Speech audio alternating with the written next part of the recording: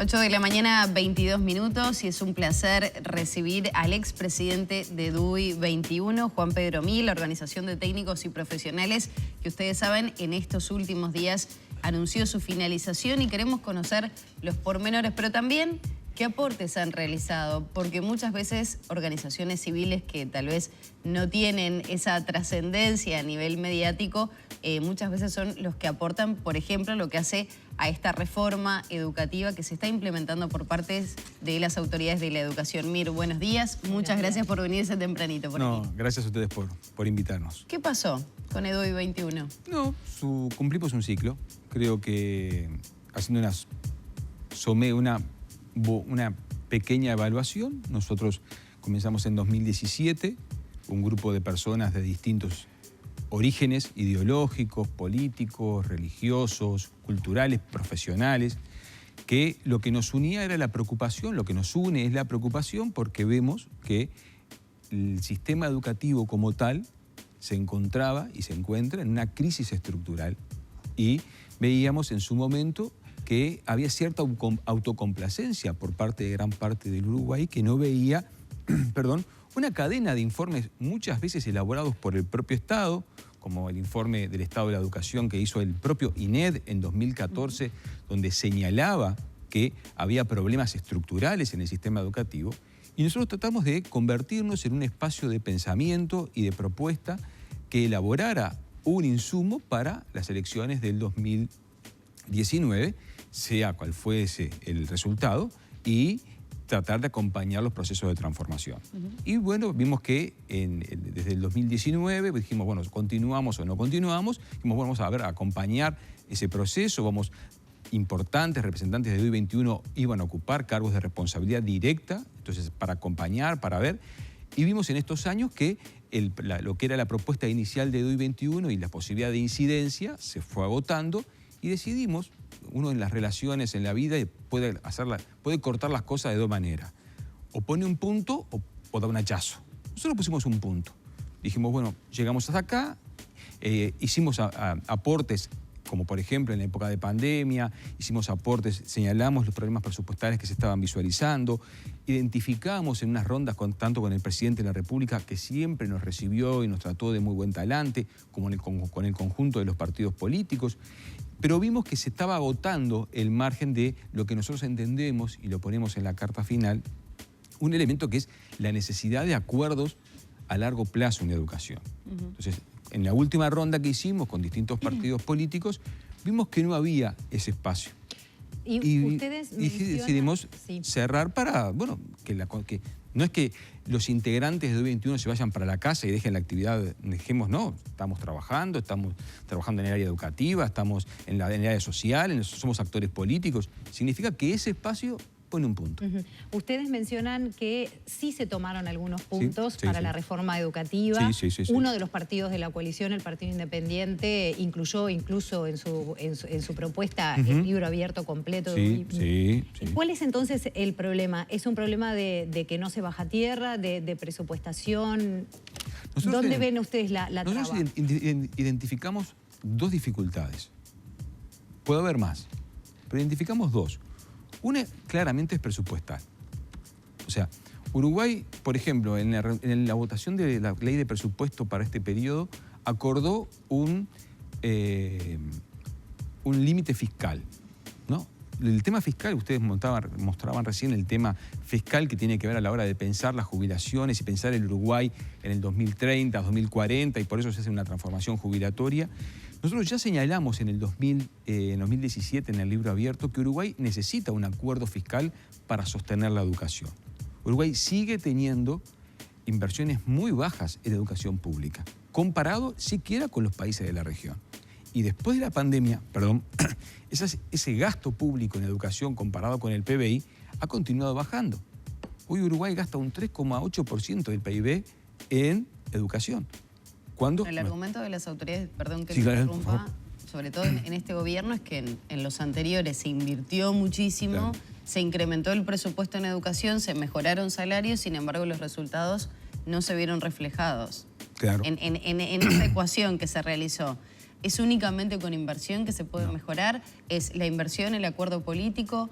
¿Y qué más? Porque pienso, por ejemplo, que integrantes de DUI 21, usted lo decía, forman parte de las autoridades nacionales hoy, Pablo da Silveira, Ana Ribeiro, pero también estuvieron propuestos su nombre, el de Oparte, si no me equivoco, también, para integrar los directorios de primaria, secundaria.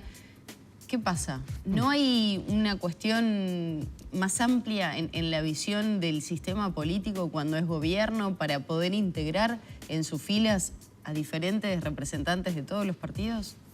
Está buenísima la pregunta, ¿no? Yo creo que es parte del debate de la cultura política en un país donde estamos nacional peñarolizando el debate político absolutamente. Y donde los márgenes para discutir acuerdos que salgan de la oposición, de lo que alguna vez el presidente Sanguinetti mencionó, las familias ideológicas o las contraposiciones entre oposición y gobierno, encuentran que se vuelve muy difícil tirar puentes. Y sí, y no me olvido de lo que me preguntaste del tema presupuesto. Y nosotros planteamos, sin encontrar puentes, es como que necesariamente el Uruguay, como lo ha hecho en los países del mundo a lo que les ha ido bien, han aislado, han cuidado las políticas educativas en aquel viejo sueño vareliano de la autonomía, que nuestro país tiene su raíz en José Pedro Varela, que ya esto lo veía en 1862. Por eso Varela planteaba la autonomía de la educación como una forma de evitar la confrontación político-partidaria. Ya lo planteó Varela en la legislación escolar.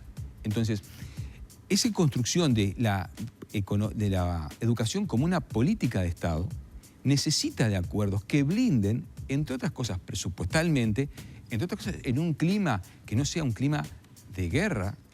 A mí, uno ya a esta altura es grande y como dice, perdón la expresión vulgar, tiene el lomo curtido, ¿no? Pero las expresiones de violencia, de amenazas que a veces recibimos actores sociales que estamos participando en el debate público por presumiblemente no estar vinculado a una ideología u otra, es llamativa. ¿De ambos lados? Sí, de ambos lados. Lo que pasa, entonces, ¿usted siente que lo están castigando desde el frente cuando fue director de Educación y sobre todo este gobierno por ser un frente amplista independiente? No, a mí no me castiga a nadie, lo que creo que no es una cuestión de castigo. Cuando estamos planteando debates políticos, sí, a veces, en el caso de integrantes del Frente Amplio, nos acusan como de un pecado original, como que fuimos lo que señalamos, la crisis, siendo frente amplistas y personas de origen de izquierda, señalamos situaciones de crisis del gobierno, que era, como señalamos, el rey está desnudo. Y eso como que fue un elemento que ayudó a que triunfara la oposición. Entonces, esa lógica de ver en negro y blanco. ¿De haber hecho ese comentario público? ¿Cómo? ¿Se arrepiente de haber hecho ese comentario público y tal vez ver qué pasaba y poder realizar cambios desde adentro? Para nada, no me arrepiento de nada. ¿No se arrepiente? No. Pero en lo que planteabas el tema del presupuesto. El presupuesto, que fue uno de los debates en el 2015, el incremento presupuestal, ¿qué se hacía con ese incremento presupuestal? El ministro Astori nos decía claramente, hay poco margen, se vienen tiempos complicados, y uno de los debates dentro del gobierno del Frente fue cómo se distribuía ese presupuesto, y se distribuyó en ese momento con diferencias con respecto a la ANEP del momento, pero lo que está claro es que el presupuesto solo no cambia, pero sin presupuesto no vas a poder cambiar. Por ejemplo, no vas a poder ampliar la extensión del tiempo pedagógico. No vas a poder incorporar actores como psicólogos, equipos multidisciplinarios en las instituciones educativas. ¿Hay recortes ahora en la educación con este presupuesto que se aprobó para el próximo año?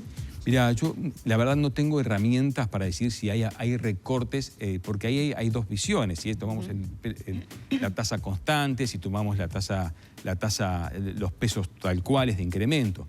Lo que está claro es que en caso de que no haya habido recortes, las necesidades del sistema se siguen olvidando. Y temas como la extensión de escuelas de tiempo completo, como la mejora y la mejora de importantes actores que ocupan el sistema educativo, como son los directores de escuelas y liceos, que son el corazón de los procesos de vida dentro de las instituciones, que tienen salarios absolutamente sumergidos. Eso no se ha atendido y eso es un problema. Y de hecho, bueno, la autonomía a la cual apunta este cambio, esta reforma, también va en el fortalecimiento de esas figuras. Pero me pregunto, ustedes inicialmente habían sido bastante auspiciosos con respecto al cambio de la reforma. El problema, ¿dónde está el problema? ¿Está en lo que usted decía, bueno, presupuesto, nombró también el tema de esa aparente guerra o real guerra que se está dando entre los diferentes actores? Sí. ¿Es mala la reforma? ¿Está siendo mala la aplicación? ¿Cómo lo ve EDUI 21 más allá de que ya hoy como organización no existe? Nosotros en el documento señalamos dos cosas. Señalamos el tema presupuestal, que es un tema que vemos como un obstáculo. Basta ver las colas de gente para anotar a los chiquilines en escuela de tiempo que esté extendido. O sea, el formato escolar de 4 horas no existe más. O sea, hay un proceso... Eso son realidades cuando uno habla con los padres. Tengo que trabajar 6 horas mínimo. ¿Qué hago con los chiquilines?